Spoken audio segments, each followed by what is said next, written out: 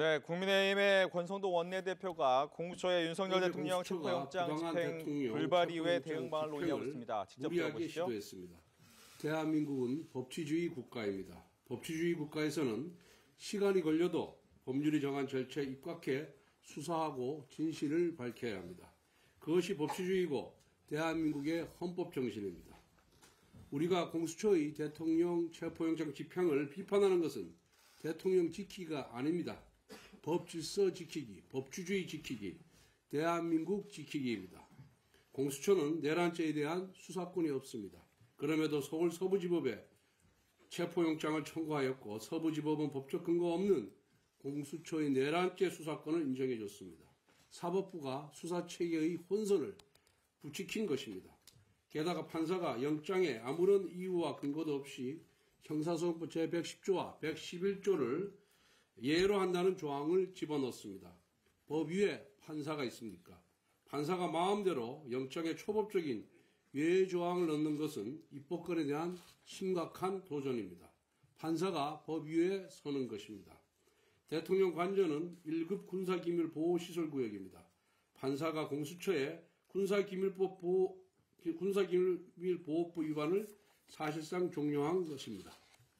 공수처가 초법적인 행동을 저지르자 이제 군과 경찰까지 하극상을 저지르기 시작했습니다. 군경은 경호처장의 협조 요청을 반드시 따라야 하는 것은 아니라는 논리로 경호처장의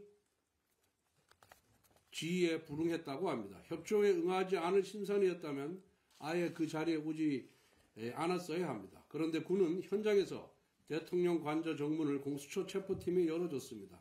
경찰은 대통령 권한대의 협조 지시마저 불응했습니다. 협조 불응을 넘어선 명백한 하극상입니다. 이제 공수처는 한술 더 떠 최상목 대통령 권한대행에게 협조 요청을 강력히 요구하겠다는 무도한 행태까지 보이고 있습니다. 대통령 권한대행에게 명령하듯이 요구하는 것입니다. 지난 4년간 아무런 역할과 기능을 보여주지 못했던 공수처가 이번 기회에 존재의 이유를 과시해 보이겠다며 지극히 정치적인 행태를 보여주고 있습니다. 당장 중단하기 바랍니다. 공수처는 대통령 체포영장 집행을 둘러싼 사회적 혼란과 불행이 더 이상 가중되지 않도록 자중하길 바랍니다. 공수처는 2021년 설립 이후 4년 동안 기소한 사건이 5건에 불과합니다.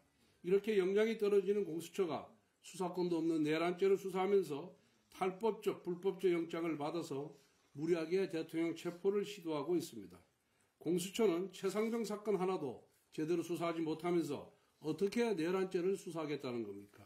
마치 멸치가 고래를 삼키겠다며 달려드는 격입니다. 또한 공수처의 내란죄 수사는 절차와 역량의 문제 이외에 인적 구성이 지극히 편향적입니다. 공수처 비상계엄 태스크포스의 최장우 검사는 법무법인 LKB 출신입니다. LKB 권도영 변호사, LKB 허유. 네, 국민의힘 권성동 원내대표는 공수처의 부정한 체포영장 집행 시도가 있었다면서 또 정치적인 행태를 보이고 있다고 비판하는 내용의 이야기를 했습니다.